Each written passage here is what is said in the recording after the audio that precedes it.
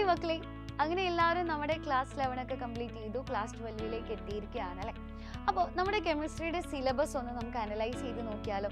അപ്പോൾ ക്ലാസ് 12ലേക്ക് എത്തുമ്പോൾ ഇതുവരെ നമ്മൾ പഠിച്ചതിൽ നിന്നും കുറച്ചും കൂടെ വലിയൊരു സിലബസ് ആണ് കെമിസ്ട്രിയിൽ നിങ്ങളെ കാത്തിരിക്കുന്നത്. പിന്നെ ചാപ്റ്റേഴ്സിൻ്റെ ഒരു പ്രത്യേകത എന്താണെന്ന് ചോദിച്ചാൽ പരസ്പരം ഒരു സാമ്യവും ഇല്ലാത്ത ചാപ്റ്റേഴ്സാണ് ഒരു ആദ്യത്തെ 5 ചാപ്റ്റർ എന്ന് പറയുന്നത്. നമുക്ക് ടോട്ടൽ 10 ചാപ്റ്ററാണ് പഠിക്കാനുള്ളത്. ഇതിൽ ഒന്നാമത്തെ ചാപ്റ്ററാണ് സൊല്യൂഷൻ, രണ്ടാമത്തെ ചാപ്റ്ററാണ് ഇലക്ട്രോ കെമിസ്ട്രി, 3 കൈനറ്റിക്സ്. ഇതൊന്നും തമ്മിൽ ഒരു ബന്ധവും ഇല്ല. സോ ഇൻഡിപെൻഡൻ്റ് ആയിട്ടുള്ള ടോപ്പിക്സ് ആണ്. പക്ഷെ ഇവർക്കൊക്കെ ഒരു കോമൺ ഫാക്ടർ ഉണ്ട്, കാരണം ഇവരൊക്കെ ഫിസിക്കൽ കെമിസ്ട്രിയിലെ ചാപ്റ്റേഴ്സ് ആണ്. അതുകൊണ്ട് ഒരുപാട് ന്യൂമറിക്കൽസ് നിങ്ങളെ കാത്തിരിക്കുന്ന ചാപ്റ്റേഴ്സ് കൂടെയാണ് ആദ്യത്തെ ഈ 3 ചാപ്റ്റേഴ്സ് എന്ന് പറയുന്നത് കേട്ടോ. അപ്പോൾ നമ്മുടെ മാത്തമാറ്റിക്സിൻ്റെ ബേസ് ആയിട്ടുള്ള കാര്യങ്ങളൊക്കെ സെറ്റ് ആയിരിക്കണം. അതേപോലെ തന്നെ ഇക്വേഷൻസ് വളരെ ഇമ്പോർട്ടൻ്റ് ആണ്. നിങ്ങൾ പുതിയ ഒരുപാട് ഇക്വേഷൻസിനെ പരിചയപ്പെടും. അപ്പോൾ ഈ ഇക്വേഷൻസ് ഒക്കെ എവിടെയാണ് ഉപയോഗിക്കേണ്ടതെന്നും എങ്ങനെയാണ് സോൾവ് ചെയ്യേണ്ടതെന്നും കൃത്യമായിട്ടുള്ള പ്രാക്ടീസിലൂടെ അറിഞ്ഞിരിക്കും. ഇനി ഒരു 6ാമത്തെ ചാപ്റ്റർ തൊട്ടാണ് നമ്മുടെ ഓർഗാനിക് കെമിസ്ട്രി സ്റ്റാർട്ട് ചെയ്യുക, ഇൻക്ലൂഡിങ് ബയോമോളിക്യൂൾസ്. ടോട്ടൽ 5 ചാപ്റ്റേഴ്സ് ആണ് നിങ്ങൾക്ക് ഓർഗാനിക് കെമിസ്ട്രിയിൽ പഠിക്കാനുള്ളത്. ഓർഗാനിക് കെമിസ്ട്രിയെ പറ്റി പറയുമ്പോൾ ഞാൻ പറയാതെ തന്നെ നിങ്ങൾക്ക് എല്ലാവർക്കും അറിയാം, ഇതിൻ്റെ ബേസിക്സ് മുഴുവൻ നമ്മൾ പഠിച്ചത് ക്ലാസ് 11ലാണ്.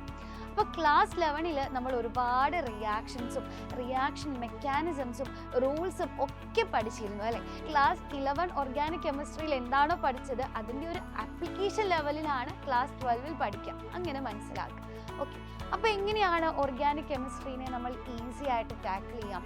നമ്പർ 1, ആദ്യം തന്നെ നമ്മൾ എല്ലാ ബേസിക് ആയിട്ടുള്ള കോൺസെപ്റ്റും അറിഞ്ഞിരിക്കണം. IUPAC നോമൻക്ലേച്ചർ, നമ്മുടെ ബേസിക് ആയിട്ടുള്ള മെക്കാനിസംസ്, ബേസിക് ആയിട്ടുള്ള റൂൾസ്, ഇതൊക്കെ നിങ്ങൾ കൃത്യമായിട്ട് അറിഞ്ഞിരിക്കണം. ഇപ്പോൾ നിങ്ങളുടെ കയ്യിൽ കുറച്ച് സമയം ഉണ്ടാവും അല്ലേ. ഈ ഉള്ള സമയത്ത് ക്ലാസ് 11ലെ ടോപ്പിക്സ് ഒക്കെ എടുത്തൊന്ന് വായിക്കാനും നമ്മുടെ തന്നെ വീഡിയോസ് ഒക്കെ അവൈലബിൾ ആണ് യൂട്യൂബ് ചാനലിൽ. അതൊക്കെ കണ്ട് ആ ടോപ്പിക്സ് കൃത്യമായിട്ട് മനസ്സിലാക്കാനും ശ്രമിക്കാം. നമ്പർ 2, മാക്സിമം ക്വസ്റ്റ്യൻസ് പ്രാക്ടീസ് ചെയ്യാം. അത് ഓർഗാനിക്കിൽ മാത്രമല്ല, ഫിസിക്കൽ ആയാലും ഇനോർഗാനിക് ആയാലും ഒക്കെ ഫുൾ മാർക്ക് എന്ന ആ ഒരു ലക്ഷ്യത്തിലേക്ക് എത്താൻ നമുക്കുള്ള ഏറ്റവും ബെസ്റ്റ് ടൂൾ എന്ന് പറയുന്നത് മാക്സിമം ക്വസ്റ്റ്യൻസ് പ്രാക്ടീസ് ചെയ്യുക എന്നുള്ളതാണ്.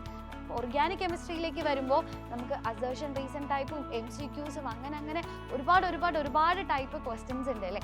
അപ്പോൾ പരമാവധി ക്വസ്റ്റ്യൻസ് നിങ്ങൾ പ്രാക്ടീസ് ചെയ്യാം. ഇനി ന്യൂമറിക്കൽസ് ആയാലും നമുക്ക് പലർക്കും ടോപ്പിക്ക് പഠിക്കുമ്പോൾ കോൺസെപ്റ്റ് പഠിക്കുമ്പോൾ ഭയങ്കര സിമ്പിളാണ്, ഇത്രയേ ഉള്ളൂ എന്ന് വിചാരിക്കും അല്ലേ. പക്ഷേ അത് ന്യൂമറിക്കൽ ക്വസ്റ്റ്യൻസിലേക്ക് വരുമ്പോൾ എവിടെയെങ്കിലുമൊക്കെ വെച്ച് മാത്സ് ചെയ്തു വരുമ്പോൾ നമ്മൾ സ്റ്റക്കായി പോകും. പിന്നെ ഏറ്റവും വലിയ മറ്റൊരു ഇഷ്യൂ ഉണ്ട്, ഒരു ക്വസ്റ്റ്യൻ കാണുമ്പോൾ അതിൽ ഏത് ഇക്വേഷനാണ് അപ്ലൈ ചെയ്യേണ്ടതെന്ന് അറിയാതെ വരുന്നൊരു സിറ്റുവേഷൻ. അപ്പോൾ ഇതിനൊക്കെ ഒറ്റ സൊല്യൂഷനേ ഉള്ളൂ, മാക്സിമം ക്വസ്റ്റ്യൻസ് പ്രാക്ടീസ് ചെയ്യുക. അപ്പോൾ എവിടെയാണ് ഈ ക്വസ്റ്റ്യൻസ് ഒക്കെ കിട്ടുക എന്നൊന്നും ഓർത്ത് നിങ്ങൾ ടെൻഷൻ അടിക്കേണ്ട.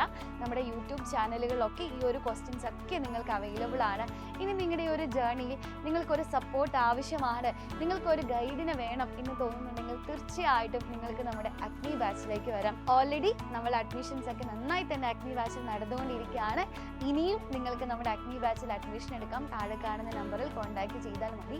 നമ്മുടെ യൂട്യൂബിൽ നമ്മുടെ ചാനലുകളിൽ അവൈലബിൾ അല്ലാത്ത ഒരുപാട് കോണ്ടന്റ്സും അതേപോലെ തന്നെ ക്വസ്റ്റ്യൻസും എല്ലാം നമ്മുടെ അഗ്നി ബാച്ചിൽ അവൈലബിൾ ആയിരിക്കും. അപ്പോൾ എൻ്റെ കുഞ്ഞുങ്ങൾ ആരും ഒന്നും ഓർത്ത് ടെൻഷൻ അടിക്കേണ്ട. ബോർഡ് എക്സാമിനെ പറ്റി ചിന്തിച്ച് ഇപ്പോഴേ നിങ്ങൾ ടെൻഷൻ അടിക്കേണ്ട ആവശ്യമില്ല. കൃത്യമായി സ്ട്രക്ചേർഡ് ആയിട്ട് ഒരു കൃത്യമായ സ്റ്റഡി പ്ലാനോട് കൂടി പഠിക്കുകയാണെങ്കിൽ ഏത് വലിയ ടോപ്പിക്കും നമുക്ക് ഈസി ആയിട്ട് പഠിച്ച് നമ്മൾ ആഗ്രഹിക്കുന്ന മാർക്കിലേക്ക് എത്താനായിട്ട് സാധിക്കും. അപ്പോൾ സിനിമയിലൊക്കെ പറയുന്ന പോലെ ഭയമല്ല ജാഗ്രതയാണ് വേണ്ടതെന്ന് പറയുന്ന പോലെ ഭയമല്ല, കൃത്യമായിട്ടുള്ള തയ്യാറെടുപ്പാണ് നമുക്ക് വേണ്ടത്. അപ്പോൾ നമുക്ക് ഒന്നിച്ച് പഠിച്ച് ക്ലാസ് 12 കെമിസ്ട്രിയെ ഈസി ആയിട്ട് ക്രാക്ക് ചെയ്യാം. All the best.